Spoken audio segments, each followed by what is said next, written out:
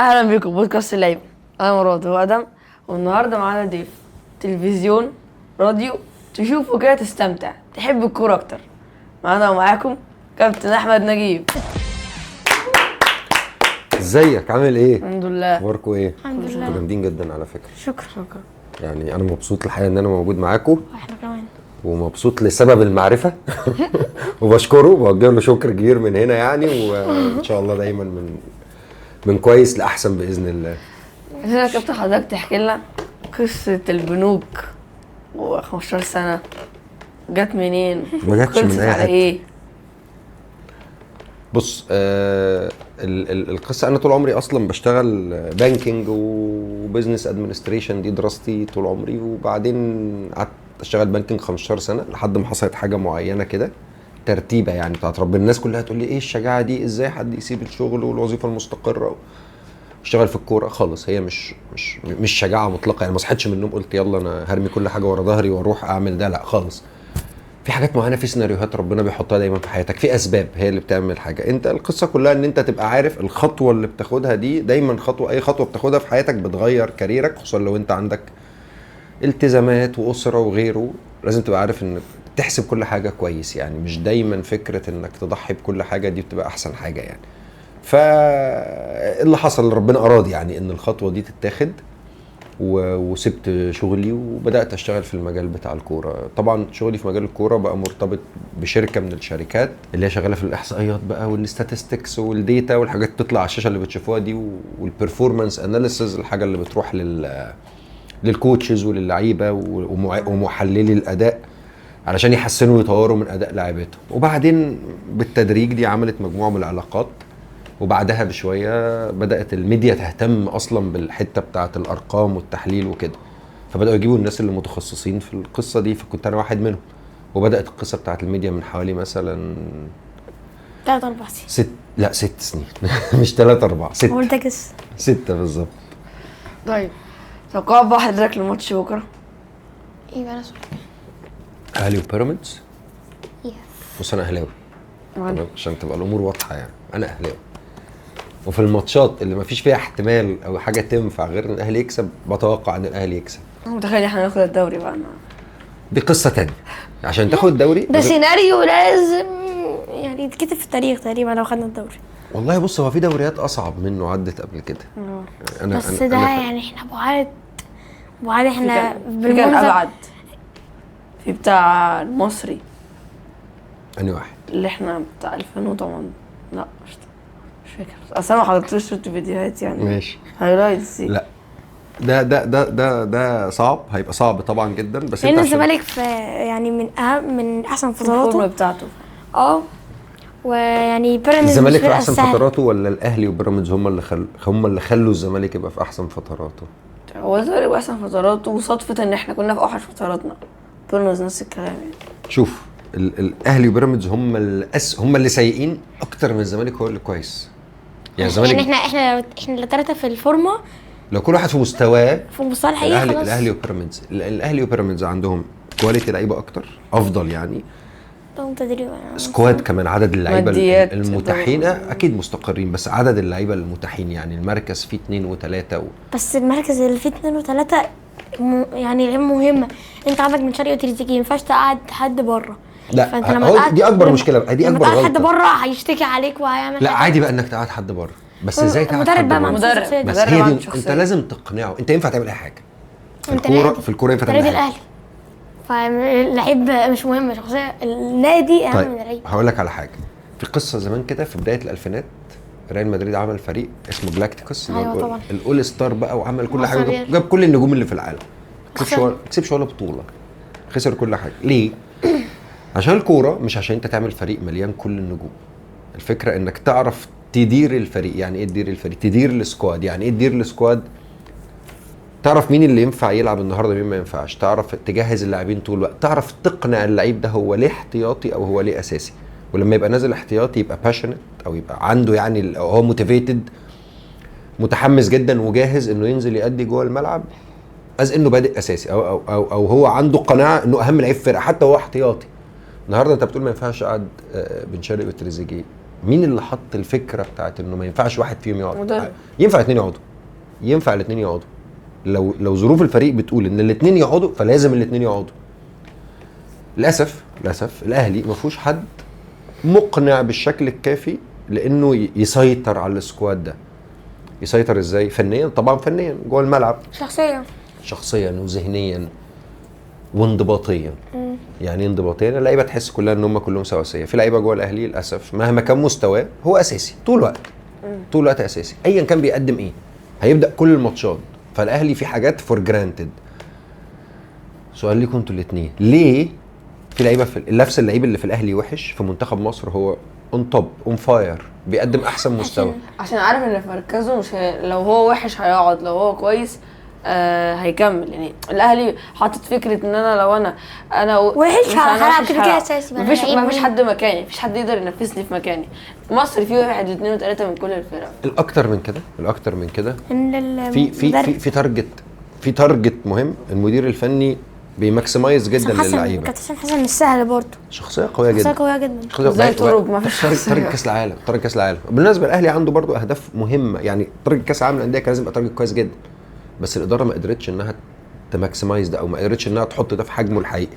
فكره الفوز بدوري ابطال افريقيا مره واثنين وثلاثه، وانك تروح كاس العالم للانديه تاني، وانك تكسب انتر كنت. والاهلي كمان عنده، في ناس يقول لك اصل الاهلي مقفل اللعبه، اصل اللعيبه شبعانه. غلط. لو ما فيش حوافز للعيبه دي مشكله اداره. لو اللعيبه مش كل يوم بيصحوا من النوم عندهم نفس الباشن، الشغف ان النهارده يبقى احسن من امبارح، دي مشكله مدير فني مش قادر يقنعهم ان طول الوقت في حاجات لازم نعملها، لازم نكسر ارقام. فمشكله الاهلي هي اداره السكواد. مشكله الاهلي ان الجمله اللي اتقالت اصل ما ينفعش دول يقعدوا، لا هي دي انها بص هي اتسربت للجمهور. يعني حتى الناس اللي بتشجع الاهلي بقى عندهم ناس القناعه دي. عارفين ان المشكله ان لو انت قعدت نجم المدرب ممكن يمشي ويحصل حاجات غريبه لو قعدت النجم ده اللي بيحصل. وده اكبر غلط. هو دي مشكله الاهلي الرئيسيه. مشاكل النجوميه بقى كتير، مشاكل نجومين كتير يعني. دي حاجه في العالم كله، يعني دي مش حاجه بس جوه مصر. يعني حتى في ريال مدريد دلوقتي لسه اقول لك في امبابي كتير. في ريال مدريد وفينيسيوس لعيب مضر الاتنين للفرقه، لعيب مضر. مش عشان امبابي لعيب وحش، امبابي احسن مهاجم في العالم، بس ليه هو دلوقتي مش مفيد لفريق ريال مدريد مع انه هداف فريق وهداف الدوري؟ ما عندوش حافز. لا ستيل ان سيستم اللعب كمان فيه مشاكل. هو مهما كان مستواه ضغط مثلا، ما بيدافعش، ما بيضغطش مع الفريق بشكل كافي، ما بيساعدش زمايله. هو عايز الفرص اللي تتخلق له ده بالجون بس تفضل نفس نوعيه الفرص. هو انا عايز الكوره ورا الدفاع وانا هعمل الرن وهجيب الجول بالطريقه دي او بالشكل ده. طب انت تنزل تبقى الفريق يطلع بالكوره عليك وتبدا توزع يمين وشمال تخدم الفريق زي ما الفريق يخدمك، لا هو بيرفض الاشتراك في النوع ده من اللعب، ما بيحبش اللعب بالطريقه دي. ضغط طبعا تحت الكوره، لعيب سيء جدا. بيلينجهام عنده مشاكل وغيره. فالفريق ده اتبنى بطريقه برضو مش متوازن. المدرب بتاعهم عنده برضه شخصيه خالص. الفريق بالظبط لما كان في تشابي الونزو كان ماسك شويه. الونزو قوي، شخصيته قويه، عمل حاجه كويسه في المانيا، واصلا لعب في ريال مدريد وكان كابتن فرقه. اما المدرب مشيه، قصدي الاداره مشيته. ليه؟ لان لما اختلف مع اللعيبه الاداره فضلت اللعيبه عليه، وهي دي مشكله كبيره. في شبهها في الاهلي مش بنفس الطريقه، بس ستيل فكره انك زودت قيمه اللعيبه على حساب قيمه المدرب، هي دي مشكله الاهلي الرئيسيه وكمان مشكله ريال مدريد. ولو حضرتك لو مثلا فشل الاهلي ده هنقسمه على 100، يعني المدرب ياخد كام في المية؟ اللعيبه، الاداره. يعني مدرب في كذا مدرب السنه. لا تورب دلوقتي، يعني تورب هو اللي جه وكمل كده. يعني تورب عنده كتير طبعا. تورب يعني مثلا مش قادر يتعامل مع الفريق. اتفضل قول. انا ممكن ادي المدرب 30، اللعيبه 50، اداره 20. طيب بص، تورب في النهايه اختيار اداره. لو هو مش مناسب تديله نسبه كبيره ولا تديله نسبه قليله؟ يعني مش هو اللي جه، هو ما جاش لوحده، الاداره هي اللي جابته علشان يبدا مع الفريق في المرحله دي من الموسم. الاداره جابته ليه؟ لان هو كان اكيد الاداره جابته شافت ان هو نتائجه كويسه، جه ما هو اللي مخلاه يكمل لغايه دلوقتي ان هو جاب لنا سوبر من الزمالك. ماشي صح. وغير كده الاهلي مش عايز يمشيه لان الاهلي بقى كل شويه ماشي مدرب صح، وعنده مشاكل عقده كمان، هيدفع فلوس كتير، قوي. شرط جزائي، فمش خليه يمشيه، لكن هو وحش. هو مش مناسب اكتر منه وحش. يعني مفيش حد ينفع تقول عليه لعيب حلو ولعيب وحش، او مدرب حلو ومدرب وحش، لان كلهم عندهم خبرات كتير وسي في كبير وقدرات كبيره يعني. بس هو مناسب دلوقتي ولا مش مناسب؟ هل هو مناسب للاهلي في المرحله دي ولا مش في المرحله دي؟ الراجل ده مثلا واخد دوري في الدنمارك، واخد دوري في بلجيكا، مع اوجسبورج في المانيا كان عامل مسيره محترمه جدا وسنين كتير كويسه، بس جه الاهلي عشان هو مش مناسب الفتره دي. هو مش مناسب لانه يدرب في افريقيا في نص موسم، هو جاي من الاهلي على نص الموسم او جه بعد بدايه الموسم ب3 شهور. فهل هو مناسب؟ مش مناسب. احمله قد ايه؟ 20. انا دلوقتي اعمل ايه؟ 20 20 واللعيبه بقى 50 مثلا. انا بشوف اللعيبه اقل تاثير، الاداره والمدرب 40 او مثلا 35 واللعيبه 30%. انا بشوف اللعيبه شويه اقل من الاثنين. في النهايه اللعيب الاداره كان لازم تسيطر عليه احسن من كده تعاقديا وانضباطيا، والمدرب كان لازم يسيطر على اللعيبه فنيا. ده ما حصلش وده ما حصلش. فاللعيب انت النهارده في مدرستك عامل ايه؟ ما عنديش ولا فنيه ولا انت النهارده في إيه؟ مدرستك انت النهارده في مدرستك مفيش اي رولز، مفيش اي حاجه بتحكمك. في البيت، في المدرسه، في اي مكان المفروض ان انت في تيم حواليك، سواء اخواتك بقى، صحابك في الكلاس او وريفر يعني. لو مفيش اي حاجه، مفيش اي حاجه، كل واحد بيعمل على مزاجه والسيف هتعمل اللي انت عايزه. هلومك طبعا، هلومك، بس ستيل هو في حاجه انت كانت موجوده عشان تمشي عليها وما مشيتش عليها؟ لا مفيش. هي دي مشكلة الرئيسية. طب ما الزمالك برضه جاب معتمد جمال في نص الموسم وهو اللي مكسبه. اما احنا برضه جبنا تورب، احنا جبنا تورب قبل ما يعني جبناه بفترة. معتمد جمال جه وجه في فترة صعبة وهو اللي مشي الزمالك. بص، في الزمالك الظروف شوية مختلفة. انا تاني بقول لك ان الزمالك عامل عليه جدا، بس ستيل لو الاهلي وبيراميدز عاملين اللي عليهم ما كانش الزمالك بقى هو اللي في لو الاهلي والزمالك لو الاهلي قصدي بيراميدز في الفورم بتاعتهم اكيد هيبقى الدنيا احسن من الزمالك، حتى لو التنافس. وممكن الاهلي يعدي عشان جمهور يسبق بيراميدز في الحته دي. وكواليتي اللعيبه في الاهلي وفي بيراميدز اعلى من اللي موجودين في الزمالك بكتير. كواليتي اللعيبه ده كله مع الوقت قل، مع الوقت ما بقوش قادرين يقدموا في الملعب حاجه، مش قادرين يعملوا حاجه. ليه مش قادرين؟ عندهم مشاكل فنيه وبدنيه واداريه وكل حاجه، اللي هي اسبابها اللي لسه بنتكلم فيها الاداره والجهاز الفني او المدير الفني الاجنبي اللي موجود سواء في الاهلي او في بيراميدز. فالزمالك هنا لقى نفسه، لقى فرصته، مفيش تغييرات في التشكيل كتير، سكواد قليل، حظه كويس، اصاباته مش موجوده تقريبا، ما عندوش مشاكل بدنيه، جمهوره متحمس جدا وفي ظهره وبيشجعه. فالظروف خدمت الزمالك اكتر منها ان الزمالك متفوق تفوق كبير يعني. ده رايي في القصه دي. طب نجاح الزمالك بقى كام في المية؟ اللعيبه واداره ومدرب. توزيع النسب يعني، انا معتمد جمال بشوف معتمد جمال طبعا عنده النسبه الاكبر. اداره الزمالك كده شايله ايديها من اول السنه، من اول السنه كده شايله ايديها. حتى اختيار معتمد جمال لحد ما كان بيكسب شويه ماتشات كان مدرب مؤقت لغايه ما يجيبوا مدرب اجنبي تاني ويعيدوا الكره اللي حصلت مع فريرا لما جابوا مدير فني اجنبي تعبان. وده مش اول قرار سيء لاداره الزمالك انها تختار مديرين فنيين اجانب مش كويسين. فانا بشوف ان معتمد جمال هو النجاح الاكبر 50% مثلا، واللاعبين 40 او 35%، وفي الاخر الاداره 10 15%. دي بالنسبه لي النسب يعني. سواء الاهلي كسب او خسر الموسم ده، ايه اللعيبه اللي محتاجه تمشي؟ ويعني ايه المراكز اللي المفروض الاهلي يدعمها؟ ومين لسه تحت الاختبار؟ حلو السؤال ده. سواء كسب او خسر، كويس. بص، سؤالك بيقول ان الاداء والنتائج مش مرتبطين ببعض. يعني اللاعبين احنا حتى لو كسبوا الدوري هنحكم على الاداء طول السنه، هنحكم على شكل الفريق طول السنه. انا موافقك. اللي لازم يمشي او يقعد في لاعبين مثلا اجانب في الاهلي ما بيدوش الاهلي بقدر ان هم اجانب. طبعا ده واحد من القرارات سيئه جدا. جراديشار كده طلع اعاره، محمد شريف، وفي الغالب مش هيرجع خلاص. ديانج عقده خلص ومش هيجدد، اتفق بره. اشرف داري المفروض انه اجنبي موجود في الاهلي. محمد شريف طبعا بس هو مصري، فانا يعني شويه المصريين ايه، هو اشرف داري ما مشيش، اعاره الفريق في السويد، اعاره الفريق في السويد، وبن شرقي عقده هيخلص، اعاره الفريق في السويد، و امام اللي عايز يجدد مش هيرجع. الله اعلم، ما اعرفش، بس في كلام كتير عليه يعني.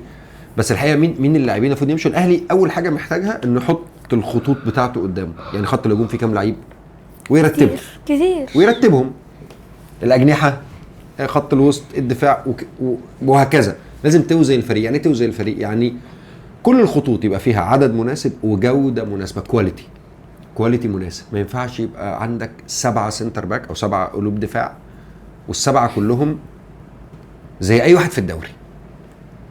لانك النادي الاهلي بتنافس في ليفلز مختلفه، بتنافس في افريقيا، في كاس عالم الانديه، انتر كونتيننتال الى اخره يعني.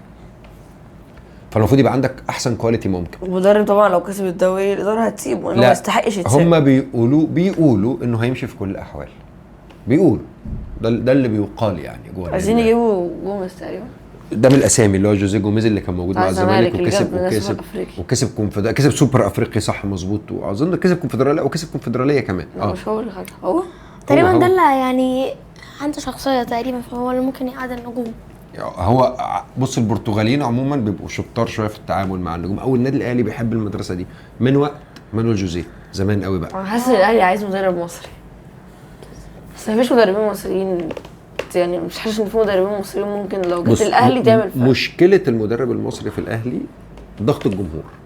يعني ايه ضغط الجمهور؟ يعني مثلا الماتش كنا بنتكلم قبل ما نسجل على ماتش الاهلي وبيراميدز بتاع الدور الاول، ماتش انا كنت في الملعب بتاع ريبيرو مظبوط، كان اخر ماتش ريبيرو، كنت في الملعب قاعد في الدرجه الاولى ورا دكه الاهلي على طول، كان ماتش الاهلي ناحيه الشمال في استاد السلام.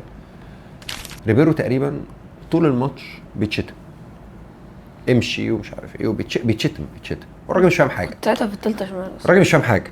لو واحد مصري هيفهم كل حاجه. فهنا الضغوط، الاجنبي في الشارع مش كتير بيعرفوه، اوكي، مش كل الناس يعرفوا شكل المدرب الاجنبي او يقدروا يتعاملوا معاه، حتى لو عرفوا شكله ما يعرفوش يتعاملوا معاه، ما يعرفوش يتكلموا معاه بلغه مختلفه، لو قالوا له اي كلمه مش هيفهمها. الاجنبي دايما بعيد عن الضغوط شويه، كونه ما يفهمش اللغه، ما يفهمش الثقافه، الانتقادات شويه بتبقى صعبه، الناس ما بتقلق تنتقد الاجنبي بسرعه وبدري، بتحب تديله وقت. المدرب المصري هيبقى مستريح، المدرب لو مصري كويس مش هينتقده، هيبقى مضغوط. ما هي النقطه، اي مدرب معرض ما يبقاش عنده نتائج كويسه، معرض ان يحصل حاجه. جمهور الاهلي بينتقد المدرب لو تعادل ماتش، يعني جمهور الاهلي برضه متطلب جدا، هو طول الوقت سقف طموحه عالي، طول الوقت متطلب، عايز يكسب كل الماتشات، عايز يكسب كل البطولات. في بدايه الموسم اللي احنا فيه ده الاهلي كان بيعمل الفرقه الخطيره اللي عنده دي، كل جمهور الاهلي بيتناقش هنكسب 3 و4، ويعني الماتشات كلها هتخلص بسكور، نلاقي منافسه، اللي هيتغلب 2 يبقى متعادل معانا. فالجمهور الاهلي كان بيفكر بالطريقه دي. فالمدرب قام نازل اول ماتش عمل اداء سيء جدا قدام سيراميكا، قدام مودرن، أيوة. وطلع 2-2 بالعافيه، 1-1 2-2 لما ياسين مرعي زيزو جاب جون اظن، وياسين مرعي جون حاجه زي كده لو انا أوه. فاكر مظبوط يعني. و2-2 طبعا مين المدرب؟ اتصدر هو ريبيرو اول 4 ماتشات، بعدين كسب فاركو، بعدين راح اتعادل مع المحله 0-0، خلاص الناس بقت رجع البيراميدز، اتغلب من بيراميدز. حط بقى مدرب مصري، مشكله. ريبيرو مضيع فرصه كبيره جدا على الاهلي في كاس العالم للانديه مثلا، بالمشاكل اللي كانت موجوده في الفرقه وقتها. وان انت تجيب مدرب برضو، اي مدرب في نص الموسم وتقول له يلا هات لي الدوري تبقى صعبه، وبالذات ان المدرب اللي يعمل كوارث. بالظبط. انت جبت كابتن عماد نحاس قعد 5 ماتشات كسب 4 وتعادل 1، وهو اللي كان كسبان ال6 ماتشات بتوع الدوري بتاع السنه اللي فاتت. كنت تقدر تسيبه؟ انا اعتقد الاداره كان نفسها تسيبه وتريح نفسها من موضوع الاجنبي وفلوسه والاختيار وانها تدور على اجنبي كويس، بس الجمهور في ماتش حرس الحدود السنه دي، ماتش كان 3-2 كان بتلعب في استاد الكليه الحربيه وانا كنت موجود. الناس قاعده ورا كابتن عماد في الدكه دايما في المدرجات، بتعرف الاجواء، بتعرف ايه اللي بيحصل، ما بتركز في التفاصيل. الناس قاعده ورا كابتن عماد، طلع جراديشار، نزل فلان. الناس اللي قاعده في المدرجات، كابتن عماد سامع كل الكلام ده، فجاه قام لافف للناس وبيزعق، ممكن تسيبوني اشتغل، ممكن تسيبوني اشتغل. عمل كده. فهنا ده هو عمل كده ليه؟ دي الضغوط، هو فاهم الكلام اللي بيتقال ومتاثر، الكلام كله في ودنه، الكلام كله بيضغط عليه، بيلعب في دماغه. الناس حتى مش سايباه يعمل التغيير، الناس بتتدخل في كل حاجه، مش سايبينه يعمل التغيير، وده غلط، ده غلط كبير من الجمهور. فهنا الجمهور لازم يفهم كويس ان اللعيبه، ان الجهاز الفني او المدير الفني واللعيبه بشر. انت النهارده لو انت قاعد بتذاكر، مامتك او باباك اكتب دي، صلح دي، اعمل دي، كل حاجه يمكن ده يكون بيحصل شويه بما انك بتضحك يعني، بس تمام، سيب دي. فانت مش قادر انت مش قادر تتحرك، انت مفيش مجال للمساحه اللي عندك، انك مش متساب لك مساحه، مش متساب لك مجال انك تطلع شخصيتك، اخبارها ايه، شكلها عامل ازاي، واي كلام بيتقال بيدخل. بالمناسبه افكر فيه انا كمان بعمل كده عشان ما حدش بس يفتكر انا بعمل كده مع عمر يعني، عشان ما حدش يقول ان انا يعني مش بعمل كده بما انك ضحكت يعني. فالحكايه كلها الناس بتضغط قوي على المصري، بتضغط قوي، ما يقدرش يعمل كده مع الاجنبي. محدش يعمل كده مع الاجنبي. هتقوم تكلمه بالانجليزي، تقوم تكلمه بالبرتغالي ولا بالاسباني، مش تقدر تعمل كده. فدي نقطه مهمه برضو. الجمهور عنده مسؤوليه اكيد. من ساعة ما كولر مشي والدنيا بهدلة. انا كنت بحب كولر قوي. هو ليه مشي؟ عشان كان موسم وحش. ماتش سان داونز لما اترمى عليه ازايز. هي دي كانت اخر حاجه، اللقطه الرئيسيه. بس هو مش من بدايه الموسم هو كان عايز يجدد الفريق، كان عايز صفقات بشكل مختلف. هو والاداره دخلوا في سكه كده مش ظريفه، ما قدروش يتفاهموا مع بعض، واتفرض عليه شويه، فرض عليه شويه اسامي. انا كنت عارف كولر كان بشكل شخصي يعني، وتعاملت معاه شخصيا كتير الحقيقه. هو راجل جميل قوي ومحترم قوي ومؤدب ديسنت جدا. بس النقطه انه مش مقاتل. يعني ايه مش مقاتل؟ يعني انا عايش جاب لنا افريقيا من الترجي وبعدين راح قبل نهائي سان داونز 100%. ده كويس. وجاب لك من الوداد قبل السنه اللي قبلها كمان. انا كاداره ليه امشي واحد جاب لي وداد، جاب لي الترجي وصل قبل نهائي وعشان كده امشيه؟ ما انا هقول لك، ما هو ما مشوش عشان دي، هو اللي حصل الراجل هو اختلف معاهم. فلما اختلف معاهم في مدير فني تختلف مع الاداره ما جابتلكش، خلاص انا شغال بالموجود. كولر بقى مش كده. كولر من جواه خلاص رمى يعني ما بقاش مقاتل، ما بقاش فارق له، ما بقاش بيشتغل زي الاول. انا عايزه ما بقاش عنده نفس الشغف والرغبه اللي كانت موجوده في الاول. انت ما نفذتليش طلباتي فانا خلاص على المينيمم، عارف، على قد فلوسكم. وده في الكوره ده غلط. في الكوره دي طريقه غلط، طريقه مش كويسه. او انتوا ما ساعدتونيش او ما ريحتونيش، فانا على قد المينيمم. ما بقاش عنده الاهتمام الكافي بالموضوع. فمستوى الفريق نزل، مستوى اللعيبه نزل، اللعيبه حست ان المدير الفني مش فارق له، الدنيا فكه، فاللعيبه كمان فكت بالتدريج وراه. فبقى شكل الفريق زي ما شفنا كده لغايه ما اتاخر في الدوري، وجه الازمه بتاعه الانسحاب من ماتش الزمالك بتاع السنه اللي فاتت برضو. فده عمل مشكله اكبر ما بين الراجل والاداره لغايه ما جت القصه بتاعه سان داونز انت بتتكلم فيها ومشي كولر. فهي كولر شويه دومينو افكت. يعني القصه بدات من بدايه السنه وقعدت تستمر وتزيد لحد ما مشي بطريقه وحشه مع الجمهور. لكن هو ما كانش يستحق الحقيقه الطريقه دي ابدا. أيوه. يعني هو راجل فعلا محترم يعني. نرجع بقى كابتن للسؤال بتاعي. يلا. يعني لو دلوقتي سواء الاهلي كسب او خسر الدوري. صح، احنا ما جاوبناش السؤال ده. فكرني بقى. ايه الصفقات اللي ممكن تتجاب، وايه اللعيبه اللي ممكن تتباع، وايه اللعيبه اللي لسه تحت الاختبارات؟ طيب بص، انت عشان تحدد اللعيبه اللي هتمشي الفريق مش محتاجهم او ما فادوش الفريق طول الفتره اللي فاتت. مين اللعيبه اللي ما فادوش الفريق طول الفتره اللي فاتت؟ خط الهجوم مثلا محمد شريف، كاموش، شريف، مروان. كاموش اعاره ومروان اعاره، ومحمد شريف الاهلي جابه بعد ما عقده خلص في السعوديه. مشي بقى خلاص، ربنا ويشفيه بقى ومتعور دلوقتي. الثلاثه في حد فيهم فاد الاهلي، فانت بتتكلم ان في خط هجوم بالكامل المفروض يتغير مثلا. وعندك جراديشار موجود في الاهلي وطالع اعاره بره، فالاهلي عنده 4 فراوده، 3 موجودين جوه وواحد بره. فالاهلي لازم هنا ولا حد عمل فيهم اي حاجه، ولا حد منهم بالظبط. هل اصلا ما في حسبه تانية برضو؟ خلي بالك، هل انت عندك الرفاهيه الماديه، معاك الفلوس تخليك تمشي 4 مهاجمين وتروح تجيب؟ ما هو الخط لازم يبقى 3 فراوده، لازم عندك 3 مهاجمين، عندك الرفاهيه. ممكن اسيب واحد منهم بس بالظبط. تقدر تمشي 4 وتجيب 3 وده خط واحد. لسه بنتكلم في 4 5 ممكن اسيب عثمان بس ده اعاره، عشان تسيبه هتدفع فلوس لسيراميكا. فممكن ما لا، وكاموش هترجعه النادي خلاص. الوحيد اللي عقده معاه شريف وجراديشار. هل الصح ان يبقى عندك شريف وجراديشار وتجيب مهاجم فيهم اجنبي؟ امشي واحد وامشي بالظبط. لو هتجيب اجنبي يبقى الطبيعي انك تمشي الاجنبي. جيب صلاح محسن، مش هينفع يبقى عندك 2 تجيب صلاح محسن. كان في الاهلي في الدوري، كان في الاهلي وقت طويل. مش عارف في حد مهاجم دلوقتي كويس. بص، هو كان في الاهلي وقت طويل وما اثبتش نفسه الحقيقه. راح المصري بيلعب كويس. احمد ياسر ريان كان في الاهلي وابن الاهلي، ودلوقتي من هدافين الدوري، تاني هداف على طول بعد تريزيجيه والولد اللي هو بتاع احمد ياسر ريان. احمد ياسر ريان اللي هو في البنك الاهلي. يعني هو كان في الاهلي وكان في السيراميكا. مفيش مهاجمين دلوقتي، فمفيش مهاجمين مصريين. لو حطينا 5 6 اسامي مش هتلاقي ولا واحد فيهم مقنع بالنسبه لك. اجنبي بقى. فهو اذا هنا اجيب اجنبي. يعني ممكن لو انا جراديشار محمد شريف وماشي جراديشار عشان الاجنبي بالظبط. ما اجيب واحد من يعني الدوريات اللي هي مغرب الحاجات دي. ما انا بروح اجيب واحد من اوروبا بالظبط. هي دي النقطه الثانيه. انت بقالك كذا مره بتختار من اوروبا. كاموش، اسامه ابو علي، جراديشار. كان في قبل كده ما انا كويس، ما انا هقول لك، ما احنا كان في قبل كده بادجي اللي هو جه مع فايلر وموسيماني مشاه. في كذا اسم الاهلي جابهم في اخر 5 سنين مثلا، كلهم مهاجمين جايين من اوروبا. الوحيد اللي نجح وسام، ده الوحيد اللي نجح. طيب انت النهارده تقدر تكرر تجربه وسام بالظبط؟ مش هتقدر، بدين انك ما عرفتش تكررها مرتين ثلاثه بعدها. يبقى الحل انك تروح لواحد واخد على الاجواء بتاعت افريقيا دي، مغرب بقى، تونس، من بلده نفسها، من جوه قاره افريقيا. والاهلي زمان ايام التفوق الكبير كان طول الوقت بيعمل ده. اهم الفراوده اللي لعبوا في الاهلي الافارقه جايين من افريقيا، جايين من جوه افريقيا.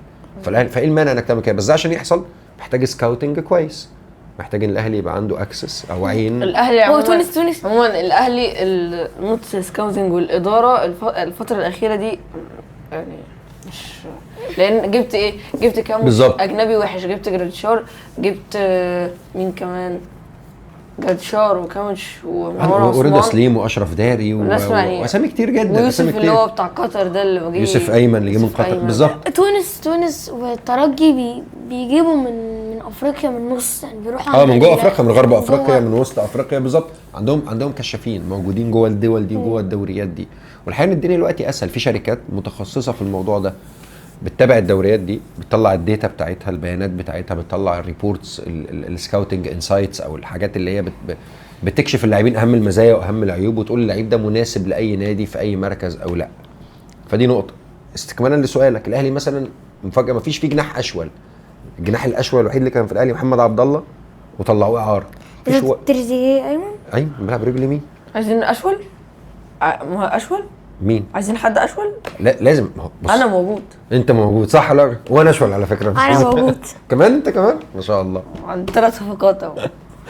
القصه كلها بتتكلم وينج شمال ليه؟ انا عايز وينج رايت بيلعب برجليه الشمال، يديك حل مختلف. ما هو انا كنت بكلمك على حاجه اسمها ان الفريق يبقى موزون، يعني يبقى عندك كل الامكانيات في الخطوط بتاعتك. وانا ما عنديش ولا اي وينج شمال ولا وينج في الاهلي بيلعب برجله الشمال. ده ازاي ده؟ كل الوينجرز او كل انا لو مدافع بلعب الاهلي هحفظ كل خلاص مش وينج شمال. ده برافو، هي دي بقى النقطه. واقف. هو قال لك ايه؟ قال لك انا كل الوينجات اللي واقفه، انا مدافع بلعب قدام الاهلي ولا وينج من دول بيلعب برجله الشمال. فالحلول واحده، اقف على الخط. كله بيرقص بنفس الطريقه. حتى تريزيجيه يعني بس لا، تريزيجيه بيخش ما هو تريزيجيه بيلعب ناحيه الشمال برجله اليمين، رجله جوه الملعب. نسيت. عنده حل. تريزيجيه هو تريزيجيه اهم بس تريزيجيه عنده مشكله. تريزيجيه عايز يعمل كل حاجه في الملعب، عايز يباصي، يشوط، يعرق، عايز يعمل كل حاجه. برافو عليك. يعني بيعمل الصح، يرقص 2 لا عايز يكمل، ولو بصاها جت جون شكله حلو لكن هو لا، هو عايز اللي جاب الجون عايز يكمل. وده نرجع تاني لقصه ايه؟ ان الفريق مش ممسوك بالشكل وان المدرب ومهما عمل ايه مش هيطلع، ما عنديش غيرك بس. وكابتن الفرقه واكتر واحد الكوره، والهداف، فانا هطلعك ليه؟ اكتر واحد الكوره ماشيه معاه، وحش حلو وحش. يعني لما كنت تطلع بره يروح يجيبها ويدخلها الملعب. وحش حلو اي حاجه هتلعب، ما صح. هو قيمته في الاهلي كبيره، يعني الاهلي جاب 36 جول، 9 منهم لتريزيجيه، يعني كام؟ 25% 25%. الاتمبتس او المحاولات بتاعه النادي الاهلي تريزيجيه 40% منها. فهو ده زياده على لعيب واحد، ان لعيب واحد يبقى 25% من قوته التهديفيه، ده كتير جدا كتير جدا. طب لو غاب انا خلاص عطلت، يعني غلط. فهو عنده فاليو كبيره جدا زياده عن حلوه، بس زياده عن اللزوم. ليه زياده عن اللزوم؟ لانه لو غاب قصه مشكله كبيره زي برشلونه على مين يامال. لما بالنسبه لبرشلونه بشوف رافينيا يعني مؤثر جدا، وغيابه مؤثر لان هو تيم بلاير اكتر. يعني لامين يامال فردي اكتر، رهيب على مستوى الحلول الفرديه. هو ممكن يكون 40% من قوه برشلونه في التهديف صح، لان هو بيعمل كل حاجه. بس رافينيا في اللينك اب، ربط الخطوط، التوازن الفرقه برضو مهم جدا. خط الدفاع، عشان سؤالك اللي كل شويه ننساه ده، خط الدفاع ديانج ماشي في اللعيبه الارتكاز دي، لازم تجيب لعيب يعوض بنفس القدرات الدفاعيه قويه. في واحد لو جه في واحد انا نفسي في واحد سنه. لا ما هو في دي سنه طويله، ما ينفعش يبقى عندك لعيب واحد. انا نفسي في واحد بس ده مستحيل بيراميدز يسيبه. مهند لاشين، مهند احسن لعيب خط وسط في مصر. بس مستحيل بيراميدز يسيبه. بس انا مثلا زعلان منه في حاجه قدام الزمالك، هو السبب الرئيسي في الجول. ايوه الغلط، تمريره الغلط في نص الملعب. هي بقى ده وقت كريتيكال جدا، وقت كريتيكال. محمود مرعي الانتحر معلش، بس النهارده مهند الفرقه طالعه بالكوره واللعيبه اوت اوف بوزيشن، 7 لعيبه فوق الكوره في نص ملعب الزمالك، وانت بتيجي تغلط غلطه زي دي في نص الملعب وظهرك كله فاضي، مفيش فيه غير 2 لعيبه اللي هم السنتر باكس. قصاد لعيب سريع جدا زي شيكوبانزا، لعيب ما عندوش اي حاجه في الكوره غير الجري. شيكوبانزا اصلا انا هو نازل هتحكي هو نازل يجري عشان دي، هو نازل يجري دي، نازل عشان اللعبه دي. فمهند هنا اخذ ريسكي باس، اخذ قرار خطر جدا في توقيت كريتيكال جدا في مكان صعب، مكان حساس، الغلطه جول مباشره. وبرضه محمود بري اتعامل معاها وحش. معلش بس في النهايه بس اي مهند سنتر باك حاول. ينفع يترقص. وشيكوبانزا اسرع لعيب في الدوري، اسرع لعيب سريع جدا، سريع جدا جدا جدا. يعني بالمناسبه انا ما بحبش المبالغه يعني، بس معلق المباراه شبه شيكوبانزا برافائيل لياو. بشوف شيكوبانزا عنده من السرعه اللي خليني اشبهه بلياو عادي. طبعا لياو لعيب اكبر بكتير واحسن بكتير، بس ستيل شوف بقى ان سرعتك تخليك تتشبه برافائيل لياو. لا هو سريع سريع سريع، ما تدلوش الكره في مساحه وتستناه يغلط. ما هو انت السبب، انت السبب في ده. فمهند هنا عندك خبرات كتير، ما ينفعش تغلط الغلطه دي. بس هو بالنسبه لي احسن هاف. خسرك دوري، خسرك دوري، انت اوفيشالي خسرت الدوري بنسبه كبيره. مهند احسن لعيب خط وسط في مصر طبعا رغم الغلطه دي. اتمنى يجي الاهلي، طبعا اتمنى يجي الاهلي في اي وقت، بيراميدز مش هيسيبه. بس بيراميدز ولو مش هيسيبه. طلب كنت هلعب 2-6. بالظبط. فانت محتاج لعيب 6 شويه ممكن يبقى افريقي زي ديانج، بس تجيب مروان حد عطية زي اللي في مروان الترجي عطية. اوجبيلو بتاع الترجي ممتاز رقم مروان 14. عطية في التوفورم بتاعته ولا مهند اشرف في التوفورم بتاعته؟ صعب السؤال ده. الاتنين احتاجوا من بعض خلاص. الاثنين ايه؟ احط الاتنين جنب بعض مروان عطية خلاص. لما كان فايق كده انا معاك، بس انا بشوف مهند لعيب كوره اكتر شويه يعني. بص مروان مهند لعيب كوره تحت رجله، الفيجن أعلى. تدوير الكوره اعلى. كل مروان ده عطية مروان عنده ميزه كويسه قوي يعني. الاثنين بالكوره، الاثنين تحت الكوره واحنا بندافع، بشوف الاثنين قد بعض تقريبا. فلو بدات اقارن ما بينهم والكوره معانا مين فيهم بيساعد الفريق اكتر، مروان يساعدك في حاله واحده بس، عنده رينج اوف باس. يعني مروان عنده التمريره اللي هي القطريه دي بتاعه تغيير الملعب، يقدر يطلع هاجي لك للنقطه، يقدر يطلع الوينج ورا دفاع المنافس، يقدر يعملها، عنده دي كويسه. بيشوط احسن من مهند. بس مهند الحقيقه الريسايكلينج، الروتيشن بتاع الكوره، يمشي الفرقه، يحفظ لك استحواذ وقت طويل جدا، هادي. بيعرف يقف على الكوره، يتقل على الكوره، ما فيش مانع لو حد يقدر يعمل دريبل، يفنتي، تيك اون، يعدي واحد على واحد. بوسكيتس مش للدرجات دي يعني. بس بتكلم مش للدرجات طريقة بوسكيتس بس هو يحفظ لك استحواذ اكتر، مروان ينقل لك مساحات اكتر. اوكي، فشويه على حسب بقى طريقه لعب المدرب. انا على حسب المدرب يحب اللعيب ده في فرقته، الهولدنج ميدفيلدر ده اللي يمسك كوره، ولا يحب اللي ببلاينك، ولا يحب اللعيب اللي بينقلك طول الوقت، اللي عنده رينج اوف باس، اللي عنده تمريرات بتختصر لك خطوطه، بتختصر لك زمن. الموضوع هنا مرتبط اكتر بفكره المدرب في الكوره، اخبارها عايز ايه. اعمل دبل، عايز تلعب على مرتدات ولا عايز تلعب على ايه بالظبط، عايز تعمل ايه يعني. انا لو الماتشات بتاعتك كده احب التحولات واحب اللعب يبقى اسرع، اخد مروان على طول. احب استحواذ طول الوقت واحب زمن هجمه قوي وطويل وكبير على طول، وانا مغمض مهند لاشين على طول. فاضل حته ما قلناهاش، اللي هم بقى اللعيبه اللي تحت الاختبار او لسه محتاجين ناخد فيهم قرار. تقريبا كل الصفقات اللي جت في يناير، يعني انت عندك في يناير جبت عمرو الجزار وهادي رياض، صح كده؟ 2 مدافعين. بس هذا رياض كويس على فكره. ماشي، عمرو الجزار ما لعبش دقيقه مع الفريق، لعبش ماتش رسمي، فده اكيد تحت الاختبار. احمد عيد هاني رياض كويس، الباك رايت، هادي رياض كويس طبعا، كويس بس محتاج بقى ياخد السيزون الجاي كله من اوله علشان نشوف. دلوقتي الاهلي فيه 2 صغيرين. العمري كويس بس ما ينفعش يبقى لوحده. بالعمري اول ما جه 4-5 ماتشات ممتاز جدا، لكن مع الضغط الوقت اصابه، ماتشات ورا بعضها، حمل بدني، حمل ذهني، ضغوط. في النهايه هو برضو جاي من المغرب، بيلعب في الرجاء وكل حاجه، وكان بيلعب في منتخب المغرب. بس الحقيقه ضغط الاهلي، ضغط جمهور الاهلي، بشوف مفيش حد زيه الا بقى ليفل ريال مدريد، دي قصه تانية. بس انا هنا بتكلم على ان الجمهور الاهلي على طول بيضغط، خصوصا مركز مفيش فيه غيرك، فانت اللي هتلعب طول الوقت، كل الماتشات، كل الدقائق. فدي مشكله، فاتصاب. فلازم هنا بالعمري انا بشوفه لعيب اجنبي كويس، لعيب مهم في الاهلي، خصوصا المركز ده في مصر قليل قوي، بس محتاج باك اب، محتاج احتياطي يكون مستواه قريب منه ويساعده. يعني بالعمري مثلا كل 3 ماتشات لازم نريح ماتش ويلعب التاني، او مثلا يلعب لغايه دقيقه 70 وينزل واحد يلعب 20 دقيقه معاه. كوكا يعني ننزله يعني ماتش مثلا. كوكا مش هو كوكا باك ليفت بس هي دي النقطه. انا بشوف كوكا، وبعدين كوكا خلي بالك بقى من النقطه، مش بيلعب. كوكا لعيب ارتكاز واشول، وده بيديك ميزه كويسه ان يبقى عندك لعيب خط وسط اشول، فعنده حلول ابداعيه بالكوره ممتازه، يقدر يطلع، يقدر يكمل على المرمى، يقدر يشوط كمان، يعرف يروح على الوينج ويحط كروس لان هو اشول، فيديك حل مختلف.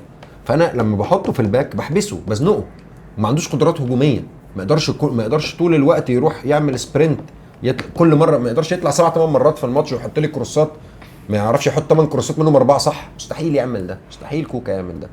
فانا بشوف كوكا ظلم الحقيقه ليه وللفريق انه يلعب باك. احمد عيد الباك رايت ده تحت الاختبار، ما لعبش كتير، وكان اساسي منتخب اولمبي، وكان احتياطي محمد هنيدي في منتخب مصر، وكان بيلعب في المصري برضه، حتى لو ما كانش اساسي 100% كان بيبدل مع كريم العراقي، بس ما لعبش كتير تحت الاختبار. فده تحت الاختبار طبعا. فانت بتتكلم في 3 لعيبه في خط الدفاع تحت الاختبار وكلهم صفقات يناير. كم وش لا فشل اكس كبير هيمشي. جبنا مين تاني في يناير؟ بالعمري نجح. بالعمري نجح. لا تريزيجيه من اول السنه. مفيش حد تحت كل المجموعه اللي قدام، لا مفيش حد تحت الاختبار طبعا، كلهم تمام يعني. في النهايه ما حدش يختلف على امام وتريزيجيه وبن شرقي وزيزو، محدش يقدر يختلف، محدش يقدر يقول انهم لعيبه وحشين. زيزو ايه؟ زيزو ايه وحش؟ لا زيزو صراحه. طيب عندنا مداخله بتقول بتقول زيزو لعيب وحش، بس انا لا مختلف طبعا، ما اقدرش اقول ان زيزو لعيب وحش، بس ما زال زيزو يعني الفريق لا الفريق كله وضعه الفني مش كويس. زيزو وحش اهو. حتى لو الفريق كله تحت الاختبار على الاقل بيعملوا حاجه يعني. بيعملوا ايه؟ بنعمل ايه؟ عمل ايه؟ طيب الفريق عمل ايه؟ جاب لنا السوبر من الزمالك مثلا. زيزو مش تاني اكتر، هو اكتر واحد في الفرقه السنه دي مساهم في جوان، احنا شويه مش حاسين اكتر يعني. زيزو جايب 4 تجوال وعامل 5 اسيست، تريزيجيه 9 تجوال و0 اسيست، فزيزو وتريزيجيه هم احسن 2 رقميا في الفرقه. اكتر واحد صنع فرص زيزو. هو انت بتكره زيزو كده ليه؟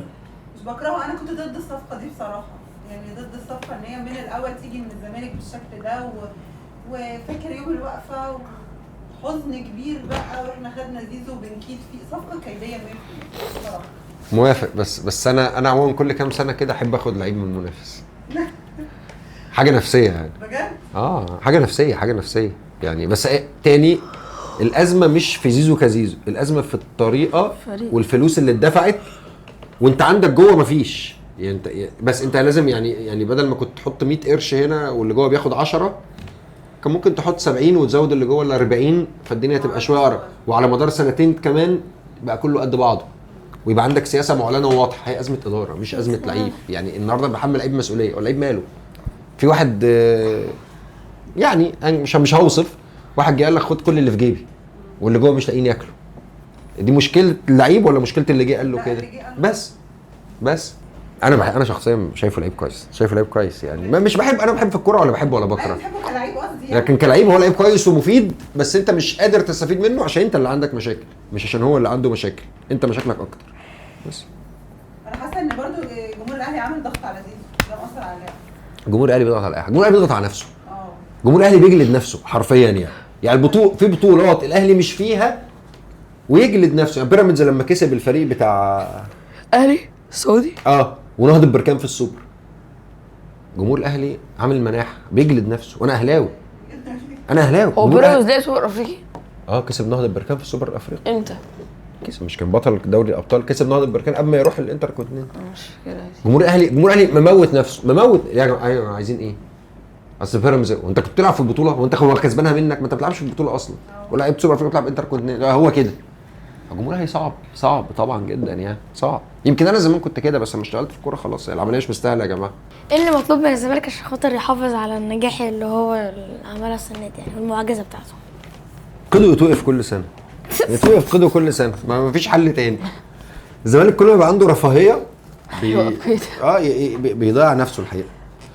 كل ما يبقى مزنوق عليه 13 قضيه، ملوش غير انه يتصرف بالشويه دول. هي كوبايه واحده هتشرب فيها شاي وهتشرب فيها ميه وهتشرب فيها لبن، ولازم تغسلها وتحافظ عليها واوعى تتكسر ومش نفس القصه. بس لو عندك بقى 30 كوبايه هتكسر 20 منهم بسوء الاستعمال بتاعك. فهو الزمالك المطلوب ان الاداره تفضل ما تتدخلش. الاداره احسن حاجه عملتها من الاول انها ما حطتش ايديها في اي حاجه، مش عشان هم مؤمنين ان هم المفروض ما يتدخلوش، بس عشان هم ما عندهمش حاجه يعملوها يعني. قله حين هعمل ايه انا ولا معايا فلوس اصرف؟ ولا عندي قوه اداريه ولا عندي خبرات اداريه كافيه ان انا اعرف ادور فرقه الكوره. فراحوا جابوا راجل جون ادوارد، قالوا انت مدير رياضي ولا ايا كان صفتك، واحنا مالناش دعوه. راحوا وقفوا بعيد، ولا عارفين ندبر فلوس ولا عارفين ندير. فمشي الدنيا مشيت. فهم المطلوب بقى ان اللي جه بالصدفه ده او اللي جه نتيجه قله حيلتهم يكملوا فيه بمزاجهم، ما تتدخلوش تاني ابدا. بس الفريق يبقى مسؤول عنه اتنين فقط لا غير، المدير الرياضي والمدير الفني بالظبط. الاداره بره دورها توفر موارد ماليه لو قدرت، ما قدرتش خلاص خليكم في الالعاب التانية بقى والنادي. فدي نقطه. النقطه الثانيه ان لو ما بتقدرش تجيب مدرب اجنبي كبير وقوي ومناسب، خليك في مدرب المصري. ده اللي حصل للزمالك السنه دي، مدرب مصري جه بالصدفه بعد احمد عبد الرؤوف اللي هو كان مدرب مصري برضه، بس كان شويه قدام الضغوط في مشاكل، وقبليه اجنبي يعني فريرا كان وحش قوي الحقيقه. فحافظوا على المدرب المصري، حافظوا على كابتن معتمد جمال. او لو هيمشي لسبب او لاخر هاتوا حد بالبروفايل ده، حد قادر يقنع اللعيبه بالبروجكت، يقنع اللعيبه بالفكره بالمشروع. خوان بزيرة عنده حماس وعنده عزمه مش طبيعيه. بالظبط خوان بزيرة اثبتوا بقى كاداره زمالك، اثبتوا او كمدير رياضي بقى للزمالك ان هو اللي جاب الصفقات، اثبتوا ان بزيرة ده ما جاش بالصدفه. ازاي تثبت ان بزيرة ما جاش بالصدفه؟ انك تعرف تجيب حد زيه، حد بنفس المواصفات. يعني الاهلي اسامه ابو علي جه بالصدفه، ليه؟ لانه مش قادر يكرر. ايه هي الصدفه؟ حاجه غير قابله للتكرار. مظبوط، صدفه. مفيش باترن هنا، مفيش اسلوب معين ان انا اتبعته عشان اوصل للتارجت او اوصل للهدف ده. انا اتعاقد مع لعيب اسامه ابو علي، انا جايبه فانا معتمد عليه بقى ان هو مهاجم يعمل اللي انا بحلم بيه. عمل بالظبط، ماشي اعمل اي حاجه. اجيب بقى حد زيه؟ لا ما عرفتش اجيب. فانت اللي فات جايبه بالصدفه، جبت اسوأ بكتير. فبزيرة هنا الزمالك لازم يحدد برضه هيدبر فلوس اللي جايه منين. البطولات مش هتكفي. ما هو خلاص انت ممكن البطولات بتاعت السنه دي تدفع لك الديون اللي عليك، بس المرتبات بقى اللعيبه والاستمرار وانك تسد العقود اللي شغاله دلوقتي لازم عندك موارد ماليه. في درس الزمالك متعلم حصل اتعرض له اللي هو ايه، ان زيزو يمشي ببلاش نجم الفريق. طب النهارده سؤال مهم، لو بزيرة جه فيه رقم 5 مليون 6 مليون، هي الارقام الطبيعيه في اللعيبه اللي من النوع ده، الزمالك يبيع ولا يتمسك باللعيب؟ ما يعملش غلطه زيزو. ده مهم ما يغلطش غلطه زيزو. بس امتى الزمالك يقدر يعمل كده؟ لو هو يقدر يعيد تجربه بزيرة. اروح ابيع ب5 6 مليون واروح اجيب 1.5 مليون. لو وفرت وكسبت، بس لازم يكون نفس اللي بزيرة يعمله، ما يقللش عشان الفريق ما يعرفش. لو هم عارفين جابوا بزيرة ازاي هيقدروا يكرروا التجربه. لو بزيرة جه بالصدفه هيخافوا يفرطوا في اللعيب فالجمهور ياكلهم. الزمالك الاختصار بقى سؤالك، الزمالك يعمل ايه؟ يعمل كل اللي قلت لك عليه ده. اداره ما تدخلش، مدير رياضي ومدير فني يسيطروا، يبقى هم اللي ماسكين اللعيبه، تصدق المدير الفني، الجمهور يفضل بنفس الحماس طول الوقت حتى لو الفريق بيخسر او حتى لو الفريق مش متوفق. يبقى في استقرار مالي ان موضوع البيع والشراء ده يتعلموا منه من الصفقات اللي قبل كده. انا دخلت الحلقه دلوقتي. اهلا نورتنا. اهلا انت اللي نورتنا. انا مبسوط قوي ان احنا اتنين نفس الكاميرا كمان. شفت انا حظي حلو ازاي؟ اتنين نفس الكاميرا. ليك في الكوره؟ اكيد. لا انا اشك، انا مش متهيألي. انا كمان اشك. اسالك سؤال؟ طب انا زعلان. اسالني يلا. لا بعد الحلقه. اسالني. هيحصل ايه في كاس العالم؟ هيحصل في كاس العالم؟ فرنسا اللي هتاخد كاس العالم. كده ليه؟ عشان ايه؟ ايوه عشان ايه؟ فرنسا اللي مسيطره وكسبت كولومبيا. دي كولومبيا يعني ما كانتش كسبت بس كان فيها لويس دياز بس.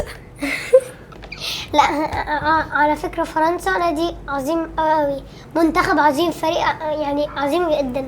عظيم جدا يعني جامد. اكتر حد بتحبه في فرنسا مين؟ يعني اكتر لعيب مهم في منتخب فرنسا؟ معلش يا دودو، ديمبلي اهم واحد.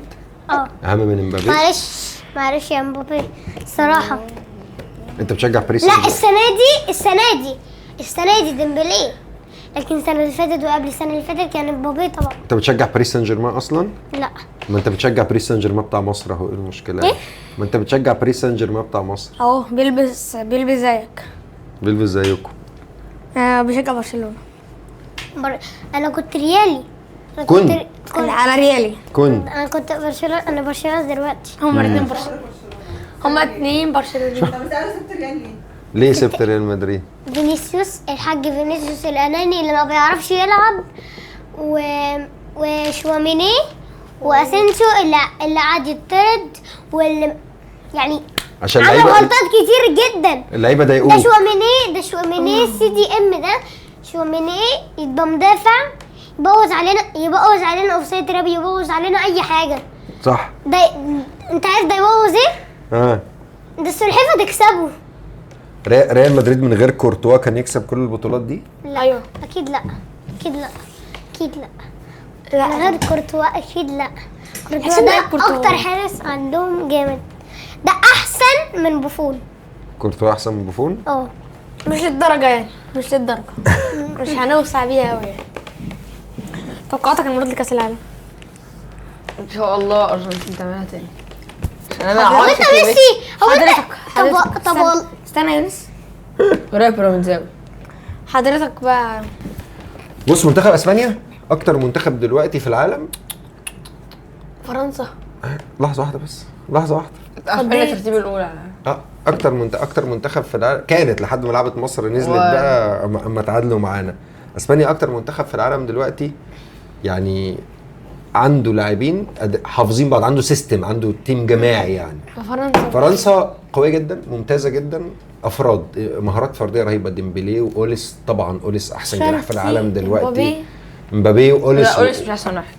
لا اوليسي احسن واحد، وهاري كين افضل مهاجم أوليس حاليا. عالمي اوليس بصراحة. خطير، اوليس خطير يعني.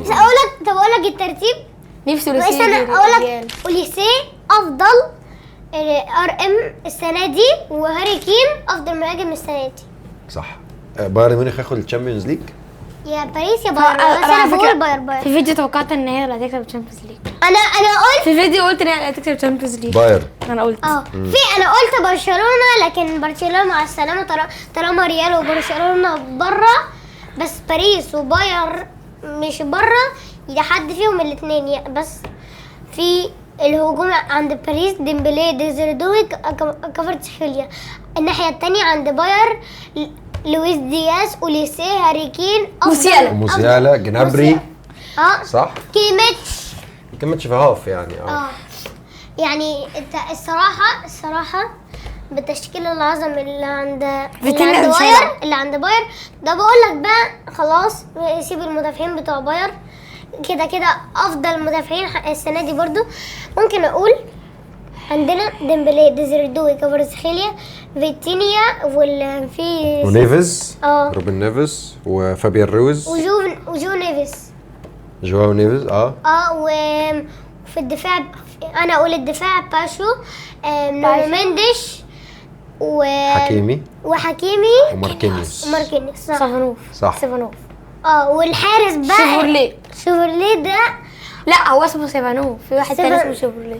بس الصراحه دوناروما كان لازم يكمل مع باريس، لكن انت رحت السيتي خلاص. ده الحمد لله، دول عندهم حارس عظيم قوي. باريس ده انا ما كنتش اعرف ان هو عظيم قوي كده. سيفانوف حارس كويس. احنا رحنا من كاس العالم للتشامبيونز ليج. انت السنه الجايه كاس مصر بقى. خش الدور الانجليزي. قول كاس العالم. اسبانيا. فرنسا. انا بشوف عندهم مدرب احسن. ثانيه واحده. انا نفسي البرتغال تكسب عشان كريستيانو قبل ما يعتزل ياخد البرتغال. بس توقعت كده فرنسا.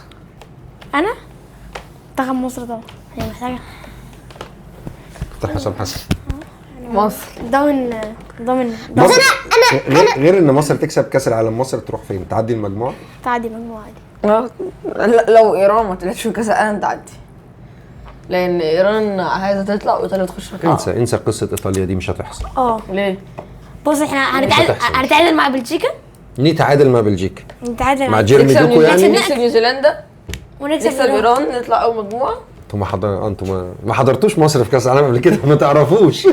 قناع حرام. لا احنا هنعمل ايه؟ احنا حرام بول. نخسر من بلجيكا، نخسر من ايران، حصلت المجموعه. ممكن نطلع تاني تالت، في احسن توالت يعني هم. لا انا عايزه اطلع تاني، عايزه اطلع من اول وتاني.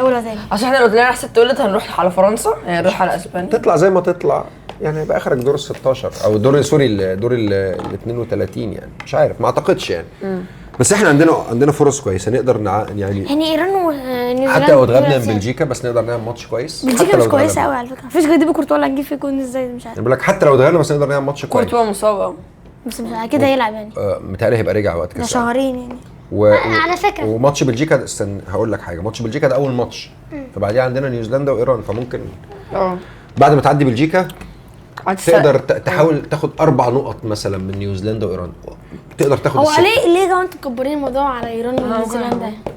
مين اللعيبه يا كابتن احمد اللي المفروض تروح منتخب مصر، ومين اللعيبه اللي يعني افضل ما تروحش؟ يعني هو كابتن حسام اغلب الاسامي اللي مختارها اسامي مناسبه جدا، ممكن نختلف على 3-4 اسامي من الدوري ما بيروحوش، او ينفع يروحوا او ينفع ما يروحوش. احمد عاطف قطه، احمد عاطف قطه جدا طبعا انا مستغرب الحقيقه ازاي احمد عاطف قطه ما يروحش منتخب مصر، مع انه هو دلوقتي مش احسن احواله، كان يمكن من بدايه السنه لغايه نص الموسم مثلا كان خطير في الدوري وفي افريقيا وفي كل حاجه، بس مؤثر يعني دايما مؤثر هيكون جدا مؤثر. مؤثر وبيلعب في 3-4 مراكز، فده مهم. حد يصاب ممكن توديه هنا وتدخل صح. حد. يمكن بعد اصابه اسلام عيسى كابتن حسام يفكر فيه، لان اسلام عيسى برضه بيقدر يلعب في 3 اماكن مختلفه. كابتن حسام بيحب ميزه اسلام عيسى ان كابتن هو حسام بيرجع بيحب اللعيبه يدافع. اللي من النوعيه دي. كابتن حسام بيحب اللعيبه اللي من النوعيه دي، فلما ده خلاص اتصاب ربنا يشفيه بقى جاله رباط صليبي، فممكن يفكر في لعيب شبهه. بشوف احمد عاطف قطه قريب جدا من البروفايل ده، ممكن يكون موجود مكان اسلام عيسى. السنتر باكس يعني في الدوري هو ما بياخد اهلي من الاهلي والزمالك تحديدا يعني. احمد سامي ومحمود مرعي الحقيقه الاثنين بتوع بيراميدز، يعني لو مش هقول لك مش الاثنين يبقوا موجودين بس على الاقل واحد فيهم. على الاقل احمد سامي عامل سيزون كويس جدا، مؤثر جدا في بيراميدز، من اكتر اللعيبه بتعرف تساعد بيراميدز على انه يطلع بالكوره ويعمل بيلد اب والشغل ده كله. اتليست يعني لو مش هيجي يلعب اساسي بس المفروض يكون موجود في السكواد. يعني بنشوف اسامي زي خالد صبحي مثلا بتاع المصري، مع كامل الاحترام والله وكل حاجه، بس الخبرات ما يقدرش يلعب في الليفل ده. فلو اتعرضت لظروف ولقيت نفسك بتحط خالد صبحي في الملعب، هيبقى خالد صبحي احسن ولا احمد سامي او محمود مرعي احسن؟ فدي شويه انا مختلف فيها. الباك ليفت فتوح طبعا، بس بعد اصابه محمد حمدي صليبي مش هيكون موجود في كاس العالم برضه، هيروح لكوكا. نفس المشكله اللي كنا بنتكلم عليها في الاهلي بتاع بيراميدز اللي هو جاي من ام بي اصلا. هو بيلعب كويس دلوقتي، يعني دلوقتي عامل وقت سيزون مش يجيبوا بديل لفتوح لو احتاجناه. انا معاك، بس هو كابتن حسام برضه بيحب كوكا. ليه بيحب كوكا؟ عشان بيلعب في اكتر من مركز، او بيجيب اللعيبه اللي بتلعب نفس القصه اللي كنا بنتكلم فيها من شويه. بيحب كوكا عشان اكتر من مركز. مصطفى فتحي خلاص بره، القصه خلصت بالنسبه له، مش هيبقى موجود في كاس العالم خالص يعني. فهيثم اكيد موجود، اللي هو اللعيب بتاع ريال اوفيدو اللي محمد صلاح اللي جربناه فتره. ده الجديد. محمد صلاح اتصاب امبارح في ماتش كريستال بالاس.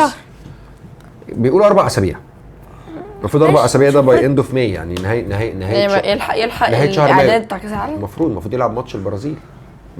عندنا ماتش البرازيل قبل كاس العالم بكام يوم يعني. عندنا ماتش البرازيل، هنلعب البرازيل قبل في الاسبوع الاول. محمد هيمسك فينيسيوس. انا بجد مش عارف ازاي تعادلنا مع مصر واسبانيا، مش عارف ازاي احنا تعادلنا. بعدين احنا لو لعبنا البرازيل، انانيه البرازيل دول يعني عندهم مهارات. عندك فينيسيوس وعندك نيمار عندك رودريجو. نيمار مش هينضم خلاص، اخر كلام لغايه دلوقتي. كارلو انشيلوتي مش هياخدوا كاس العالم خلاص. هو كارلو انشيلوتي بيدرب اصلا دلوقتي البرازيل، بيدرب البرازيل.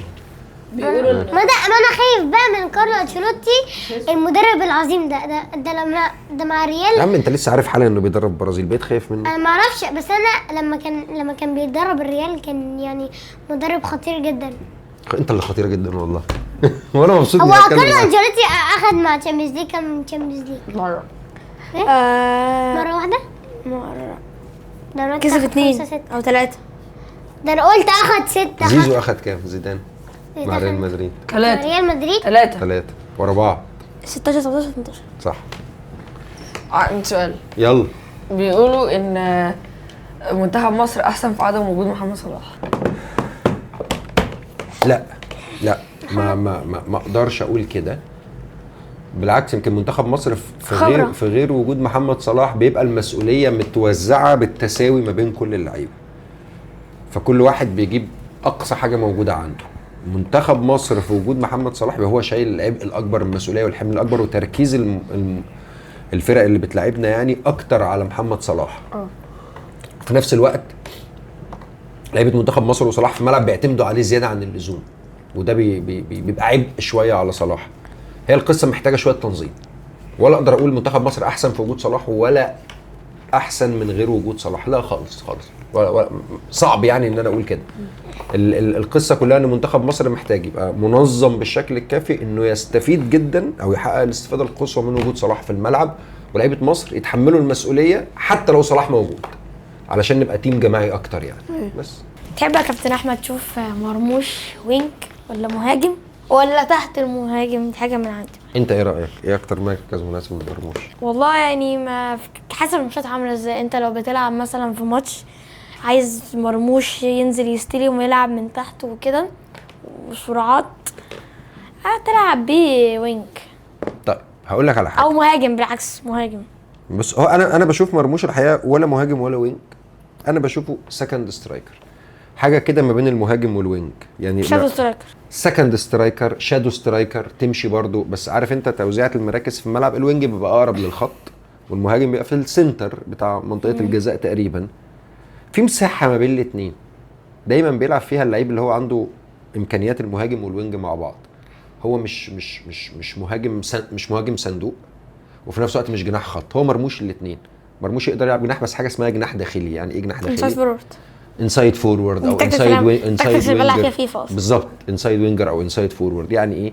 دايما لو بيلعب في المسافه اللي هي لما مثلا نص ملعب او كام يستلم الكره بيتحرك لجوه عشان يخش. عارف الفريق الثاني ما بين الفول باك بتاعه والسنتر باك، المساحه اللي بين الفول باك والسنتر باك بتاع الفريق الثاني اللي هو يلعب في المساحه دي، حاجه ما بين مركز الجناح ومركز المهاجم، ودي بتخليه دايما قادر انه لو في حد بيعرف يبصي كويس من اللعيبه اللي بيلعبوا في خط النص او تحت المهاجمين يقدر يطلع له كرات سهله او كرات مباشره على طول ليه ورا المدافعين في المساحه اللي ما بين المدافع والظهير بتاع الفريق الثاني. فانا بشوف مرموش ولا مهاجم ولا وينج قد ما هو يقدر يلعب في المركزين بس حسب ظروف الماتش وحسب التفاصيل بتاعه الجيم شكله ماشي ازاي. انا عايزه اقول بس اغنيه فرنسا بحبها قوي. ايه اغنيه فرنسا دي؟ انا ماشي ابدا اقولها بجد. انا هطبل يلا. ديمبلي شاركي ديمبلي شاركي ديمبلي شاركي اوليس باركولا دو مبابي صليبا ساليبا كوناتي كوندي ساليبا والياو خلاص صح. هايله. في اتنين كمان بس مش عارف بيتقالوا ازاي. كامافينجا وسيو هرنانديز ومنيون. نلعب لعبة ثانية. هنلعب لعبة من أنا مش عارفني من أولى ميم. كل واحد بيكون لابس نظارة عليها اسم شخصية وبنسأل أسئلة عشان نعرف مين الشخصية اللي على راسها. اللي جاوب غلط ياخد كارت، واللي هيجمع كلمة الكوز هيخسر وبره خلاص. يلا هنبتدي من عند كابتن أحمد. يلا اسال انا. اتفضل. طيب ماشي. الاسم ده ممثل؟ لا اسحب ليه يا ابني بقى. حرف الزين. اسحب؟ اسحب؟ حرف الزين. لما يتقال لا يعني. اوكي ماشي. هل اللي معايا ده ممثل؟ لا. لا. انا مغني؟ لا. انت؟ لا. كله اسم. طب هم ما سحبوش ليه؟ انا عارف مع مراد ده صح؟ عارفه طبعا. انا مش مغني؟ لا بتهزروا. هو انت سالتي حرف اللام. اللي فات سالتي هل اللي معانا ده مغني؟ لا مغني؟ برضو؟ لا. هل اللي معايا ده بقى مغني؟ حرف الزين. معاك انت؟ احنا جالنا حرف الواو. جالنا حرف الواو. واو. مغني. المغني ده عربي ايوه. مصري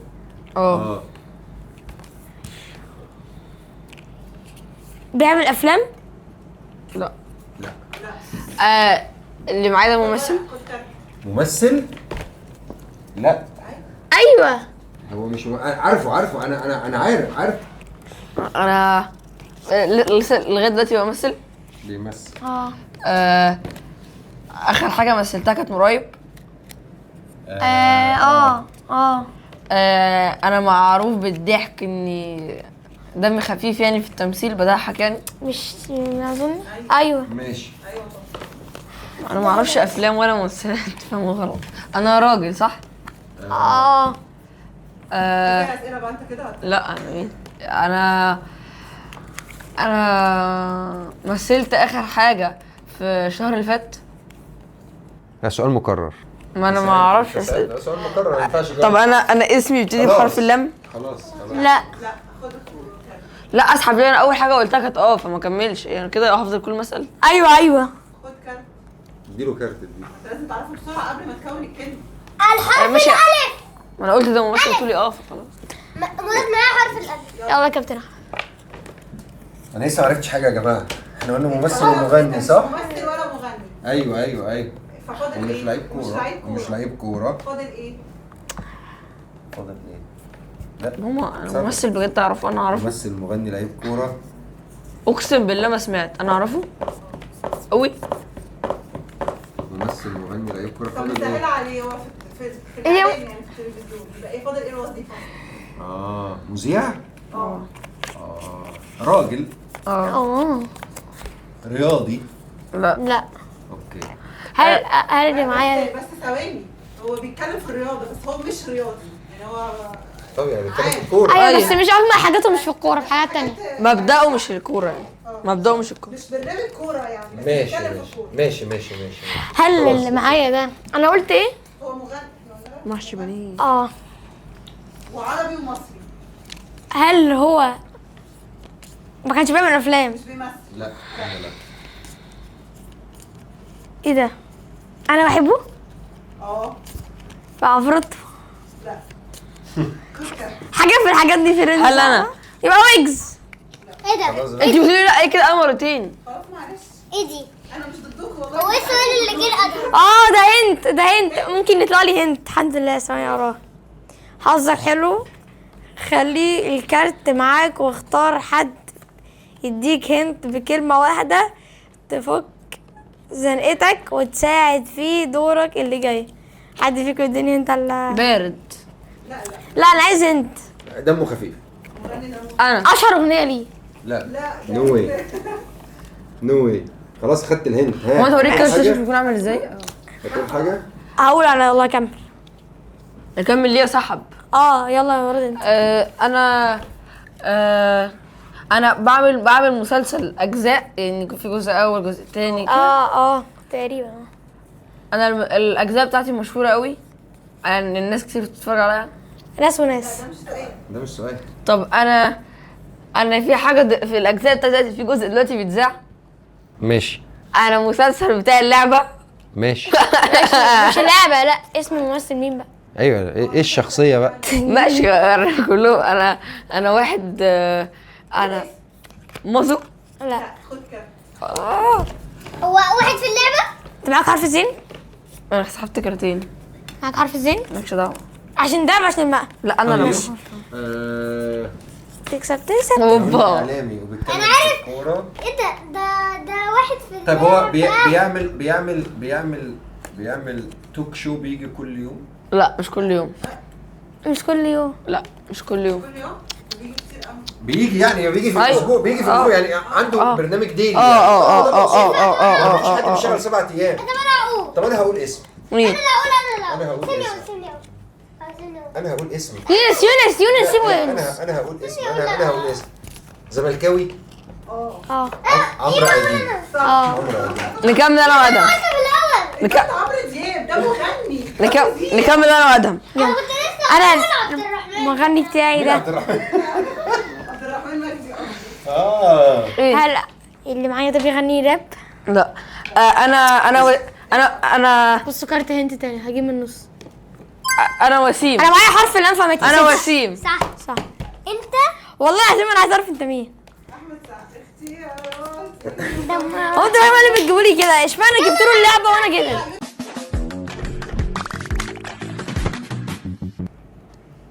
انا هبدا. أنا انا اللعيب بتاعي معتزل. اه. كان بيلعب 5 كبرى. اه.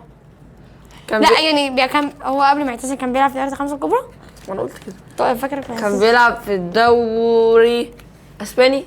لا هل اللعيب اللي معايا حاليا هو مين اصلا؟ خلاص يلا اوكي. بيلعب حاليا في الدوريات الثلاثة الكبرى اللي هم ايطاليا اسبانيا؟ حاليا بيلعب في الدوري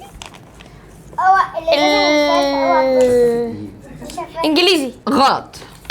غلط. لا يونس اسال. اسال يلا. هل اللعيب اللي معايا حالي يا يا ولد. بيلعب في الدوريات يا ولد. يا ولد صح.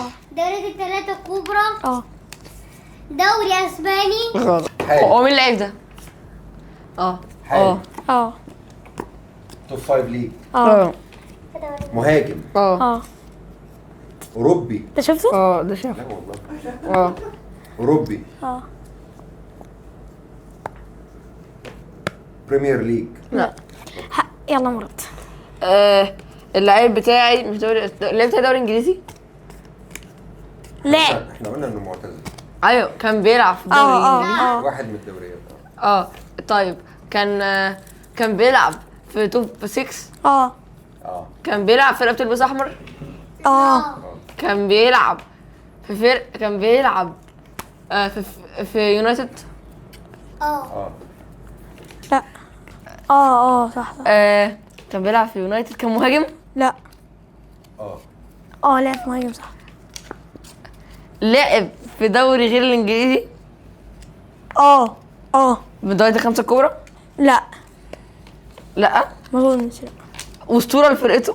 يعني لا مش قوي. على حسب الناس بتعتبر، في ناس بتعتبره، ناس لا ناس لا. عرفته. طب قول. اللعيب بتاعي روني. يعني والله العظيم ما شفت. اقسم بالله هو حافظ الكروت، مش شايف هو حافظ حافظ الكروت ايه؟ ده انا ما بمسكش الكروت دي في البيت وانت عارفه. والله العظيم ما اللعيب اللي معايا ده دوري والله ما اسباني. شفته. ريال او برشلونة؟ الصبح كسبته دلوقتي كسبت. برشلونة. بيلعب في خط الدفاع والحارس. لا خط دفاع حارس. يعني ايه خط دفاع وحارس؟ اختار سؤال انت كده. خط دفاع والحراسة يعني. لا هو حاجه واحده. خط دفاع يا مراد. اه اللعيب اللي معايا ده بيلعب في خط الدفاع. ماشي. باكات. 3 بلدي كانسيلو كوندي. بلده يعني ايه؟ انا محتار ما بين ال3 دول. يلا. مع يعني لسه جاي جديد. لا لا على حسب يعني هو لا. لا يعني ما اقدرش اقول لسه مش جاي جديد، كان قد كده كان عامل انت ساعتها يبقى انت ماما كانسيلو. دوري كانسيلو. انت غلط ما هو خلاص. لا غلط. هو ده مش كانسيلو. هو انت سؤال جديد. سؤال جديد.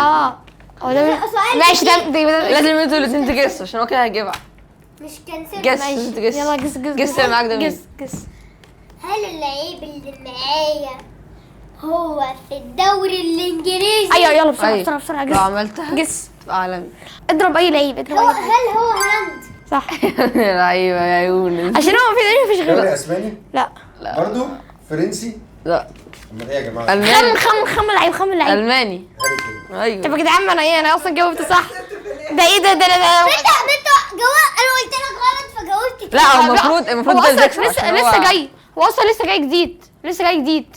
مين؟ كانسيلو لسه جاي لا. جديد. لا كان سوري لا. بيلعب في برشلونه. لا. انا بتكلم دلوقتي. بس هو هو لسه جاي لعب جديد. ايوه يا يونس يا هبادي عالمي. على حسب. انا بتكلم دلوقتي. وكده نكون خلصنا حلقتنا مع كابتن احمد نجيب. وشكرا جدا كابتن ليك حضرتك. مبسوطين جدا. مبسوط جدا انا كمان. موجود معاك يا واحنا انبسطنا جدا مع حضرتك. شكرا على ده جيت. قوي. انا منورنا. يعني انت مبسوط منورنا جدا الصراحة. جدا جدا صراحة منورنا. ان انا يعني كنت كده معاك بس. النهارده. ريست طب نخلص الحلقه وبعدين نلعب ريست. هتكسبني كده هتكسبني خلاص. يعني مبسوط بيكم جدا وان شاء الله اللي جاي يبقى احسن بكتير. وكده نكون خلصنا حلقتنا مع كابتن احمد نجيب. وشكرا جدا لحضرتك يا كابتن. وانبسطنا جدا مع حضرتك. وشكرا مع السلامه.